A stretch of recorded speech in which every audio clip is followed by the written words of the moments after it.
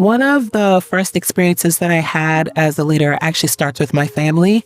I'm the oldest of 5. I'm the only girl, so I have all brothers. And for anybody who's lived in a household of all men, you know that takes a special leadership ability and skill set.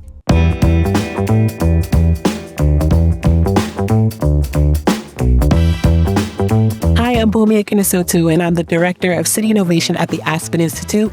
I have been a leader across many types of organizations, different sizes, different types of people, different missions, different geographies. And here are my 3 reflections about leadership. The first reflection is bring people along with you. As a leader, it's so important that you introduce people who report to you, who don't report to you, to new experiences, new connections that will enhance their career and widen their aperture and widen their perspective of the world. As a leader, you didn't get to where you were just out of osmosis. You got there because I'm sure somebody opened up the door for you, introduced you to a person, put you on a panel, or put you on a board. As a leader, you're that conduit to the next step in their career and to really broadening their lens about what's possible in the world. I believe that people who follow you will appreciate you and respect you because they'll see that you believe in them and they'll see that you want them to become better leaders by them having the opportunity to follow you along in your own journey.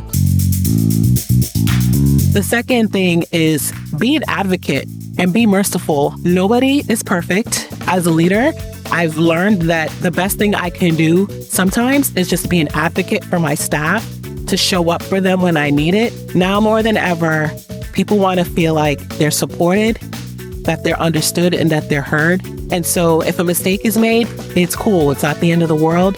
Show people how to not make the mistake. And yes, there are high stakes environments. Yes, there's situations where there's little room for error.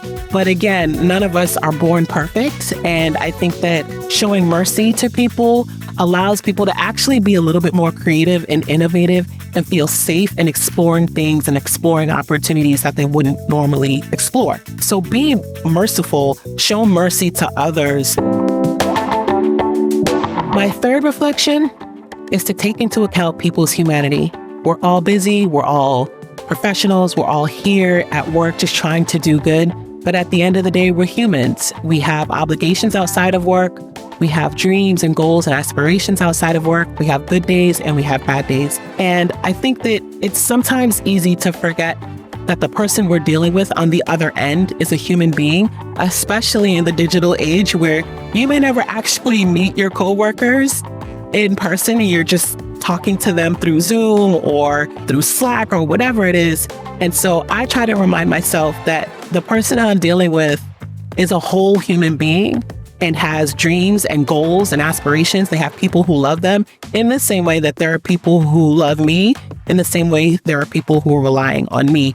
And part of making your team feel safe, part of making your team a winning team is making sure that you check in with people and just see how they're doing and see if there's anything more that you can do to make their lives a little easier. And so for me, those are the guiding principles, or those are some reflections on leadership that have really shaped my experience here at the Aspen Institute and that I know will shape the way I lead going forward.